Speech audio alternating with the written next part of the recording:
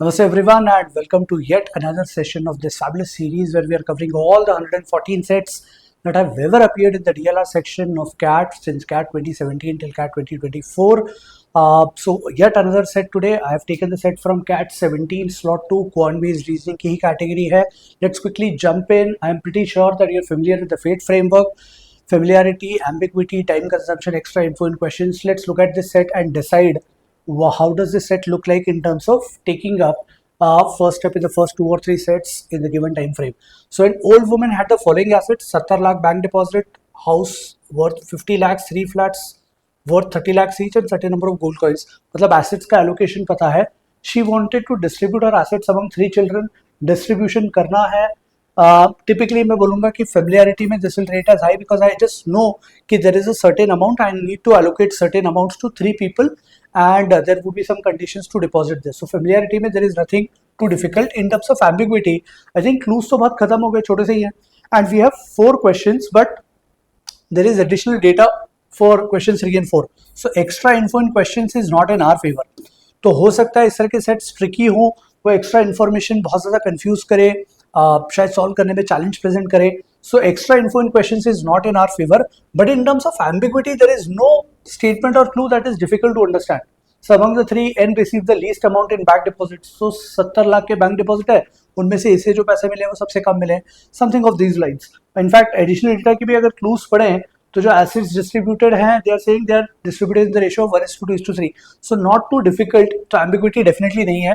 Time consumption we don't know. So I have definite 2 ticks available for me. इसमें ऐसा कुछ unfamiliarity वाला angle नहीं है.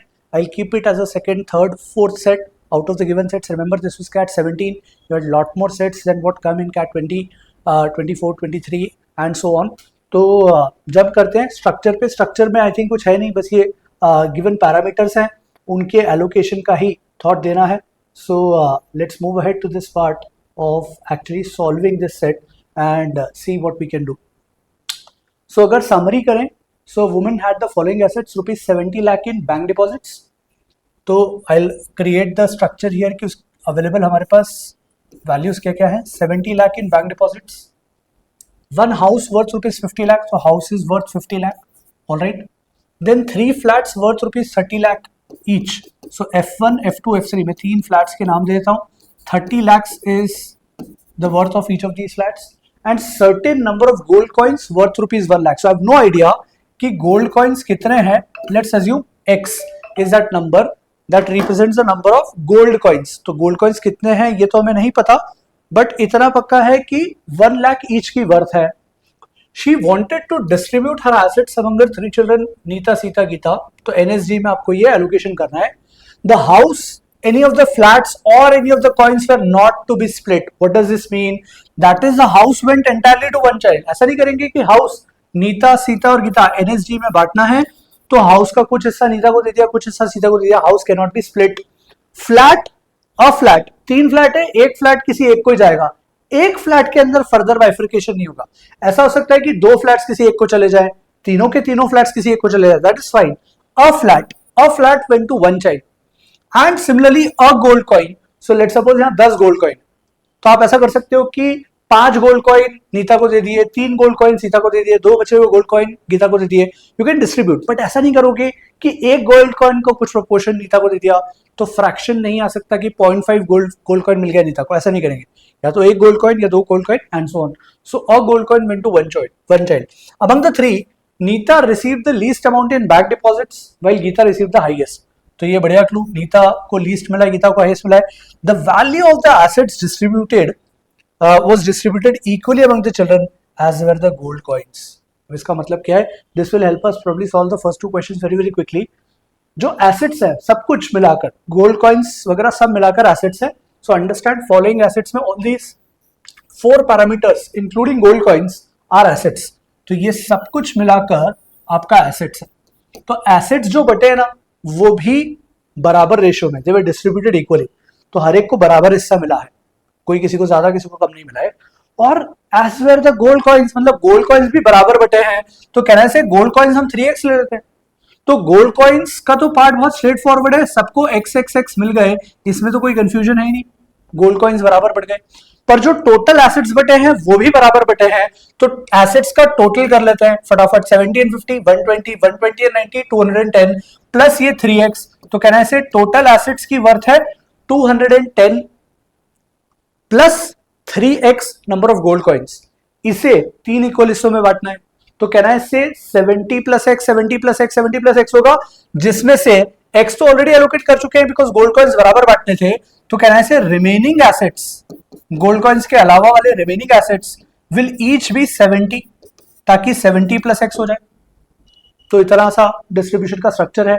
सो दिस इज क्लियर कि रिमेनिंग एसेट्स सबको 70-70 मिलेंगे, गोल्ड कॉइन्स टिपिकली इस तरह से मिलेंगे। Is there anything else that is given? Yes. They said Neeta received the least amount in bank deposits. अब मैं इन 70-70-70 का डिस्ट्रीब्यूशन सोचता हूं कि कैसे होगा। So I just want to identify कि 70 किसी एक को जाना है, 70 किसी एक को जाना है, 70 किसी एक को जाना है। अब ये गोल्ड कॉइन्स हमारे पिक्चर से हट चुके हैं because we have already distributed X each. So in terms of this there will be someone जिसे हाउस मिलेगा, तो लेट्स अज्यूम किसी एक को हाउस मिल रहा है, तो 50 लाख का तो वर्थ हाउस हो गया। अब 50 लाख के हाउस के बाद क्या ऑप्शन बचता है? क्या वो फ्लैट में से 30 का कुछ भी ले सकता है? नहीं। क्यों? क्योंकि टोटल 80 हो जाएगा। अगर एक फ्लैट भी ले लिया तो 50 और 30 80 हो जाएगा। सिर्फ एक अकेले हाउस से भी काम नहीं होगा बिकॉज 70 लाख की जो वर्थ है वो चाहिए हमें डिस्ट्रीब्यूशन में। सो can I say that there is a guarantee that 20 lakh के बैंक डिपॉजिट्स लेने पड़ेंगे किसी एक कैंडिडेट को जिसने हाउस लिया है।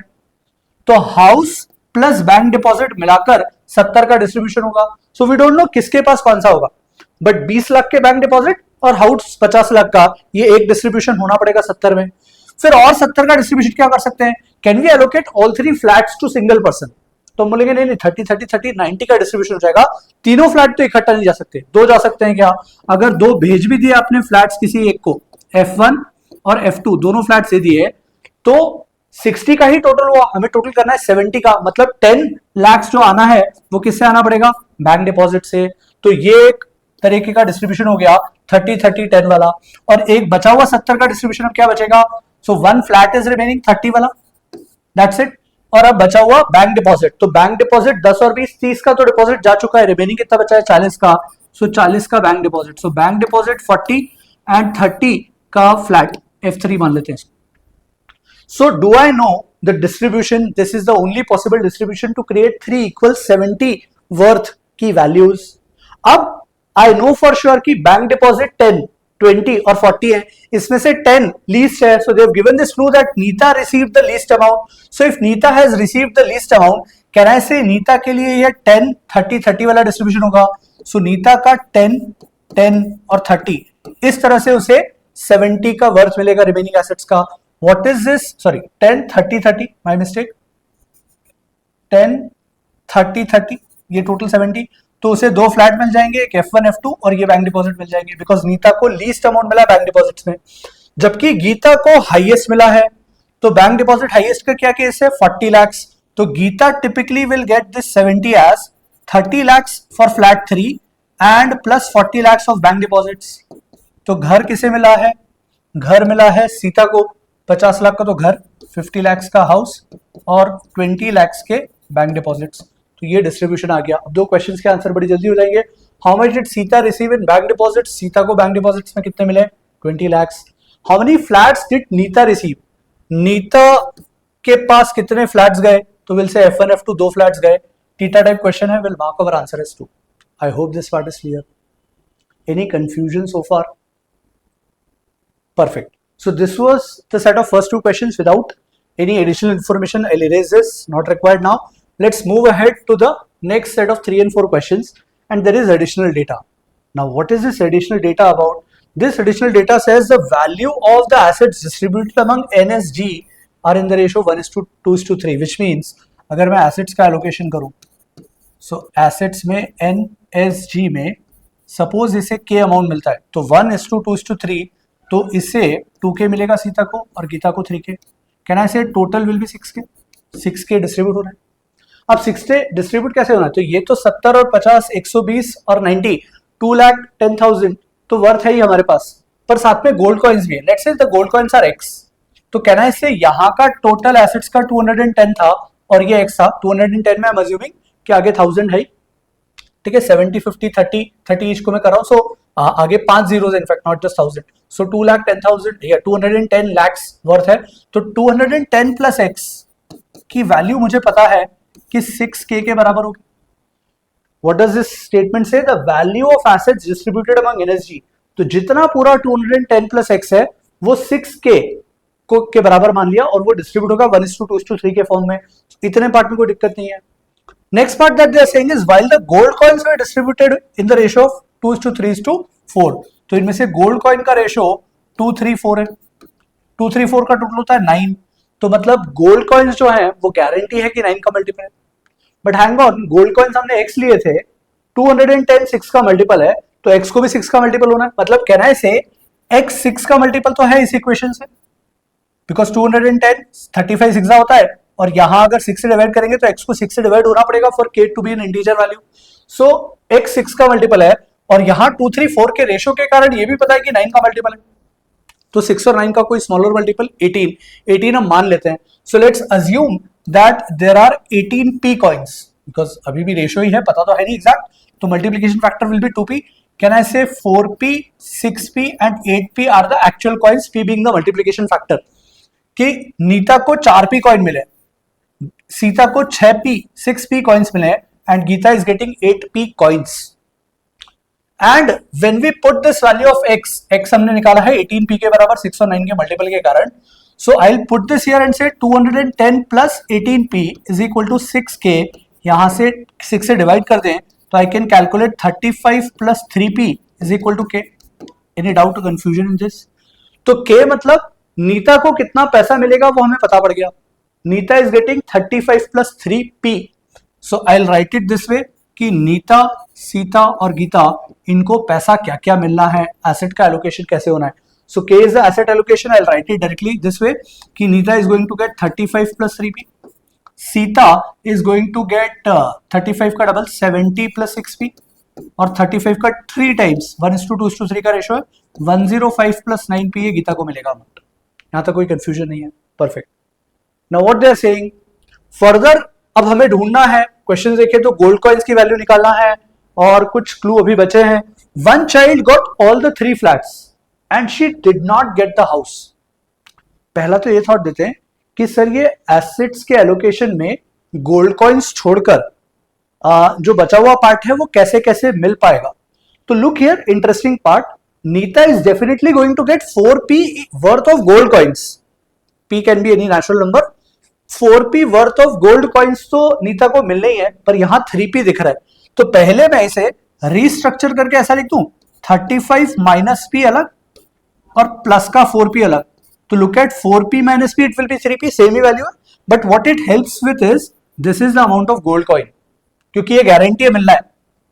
4p गोल्ड कॉइन्स तो मिलना ही है, तो मतलब बचा हुआ जो पार्ट है वो इस 210 के हिस्से में से मिलना है, क्योंकि गोल्ड कॉइन में से तो 4p मिल चुके. So remaining part of that she will get will be either from a house और फ्रॉम फ्लैट्स और फ्रॉम बैंक डिपॉजिट्स. क्या घर इसको मिल सकता है नीता को? घर इसको नहीं मिल सकता नीता को, बिकॉज 4p अमाउंट तो गोल्ड से मिल रहा है, वो सेपरेट है. जो बचा हुआ नॉन गोल्ड कॉइन से अमाउंट मिल रहा है वो 35 से लेस है, 35 लाख से लेस है, और घर अकेले की कीमत 50 लाख है. मतलब हाउस जो है वो डेफिनेटली नीता को तो नहीं मिलेगा. अब इस 70 प्लस 6p को देखते हैं तो विल से सीता को 6p गोल्ड कॉइन्स मिल रहा है, तो इसको कुछ करने की जरूरत नहीं है. 70 plus 6p is the gold coins, कोई टेंशन नहीं है. गीता का अमाउंट देख लेते हैं. गीता को गोल्ड कॉइन्स एग्जैक्ट कितने मिल रहे हैं? 8p. तो 105 प्लस p अलग लिख लेते हैं. तो p इज एन अमाउंट यहां पर वेरिएबल के फॉर्म में, बट जो 8p वाला पार्ट है this is the exact gold coins. ये गोल्ड कॉइन सेपरेट हो गई, ये तो मिल रही है उसको गीता को. जो बचा हुआ पार्ट मिलना है वो 105 प्लस p मिलना है. ठीक है. नाउ नेक्स्ट लूप पे चलते हैं. नेक्स्ट लूप बोल रहा है one child got all the 3 flats and she did not get the house. One child got all the 3 flats. Check करते हैं सीता को all the 3 flats मिल सकते हैं क्या? नहीं मिल सकते. क्यों नहीं मिल सकते? बिकॉज 30 30 30 90 का अमाउंट हो जाता, यहां तो 70 प्लस गोल्ड कॉइन्स है. तो Sita did not get all the 3 flats. Nita को भी नहीं मिल सकते, सेम रीजन, 35 से कम का उसका नॉन गोल्ड कॉइन्स का बैलेंस है. सो ऑल 3 फ्लैट्स किसे मिलेंगे? ऑल 3 फ्लैट्स किसे मिलेंगे? ये मिलेंगे गीता को. तो ये जो 105 प्लस p है इसमें 90 लाख तो आपके तीनों फ्लैट्स के हो गए. And they are saying she did not get the house, तो हाउस देयरफॉर गीता को नहीं मिला है. So we can cross off house from Gita. So house किसे डेफिनेटली मिलेगा? हाउस मिलेगा सीता को. और अगर सीता को 70 में से 50 लाख का तो हाउस मिल गया, तो कैन यू टेल मी बचा हुआ 20 कहां से आएगा? 20 फ्लैट से तो आ नहीं सकता है, तो आना पड़ेगा कहां से? बैंक डिपॉजिट से. तो एक क्वेश्चन का आंसर और हो गया. How much did Sita get in bank deposits? So bank deposit में कितने आ गए उसके? 20 lakh rupees. I hope this part is clear. Last clue एक और बचा है. One child other than Gita got rupees 30 lakh in bank deposits. Other than Gita, Gita को छोड़कर किसी एक को 30 लाख बैंक डिपॉजिट में मिले. गीता नहीं है तो या तो वो नीता है या सीता है. पर सीता का तो हमने पूरा ब्रेकअप निकाल लिया. एक घर, एक बैंक डिपॉजिट और 6 पी गोल्ड कॉइन्स. मतलब Sita is also not that person who has got 30 lakh in bank deposits. So that person has to be Neeta. So this 35 minus P has to be equal to this 30 lakh in bank deposits, which means P की value कितनी आ गई? 5. और अगर P 5 आ गया है तो हमारे gold coins से 18 into P, 18 5 90 are the number of gold coins. 18P which is 90 are our gold coins. Answer आ गया. तो हमने क्लू लास्ट वाला क्या यूज करा? 30 लाख किसी एक पर्सन को मिले जो गीता नहीं है.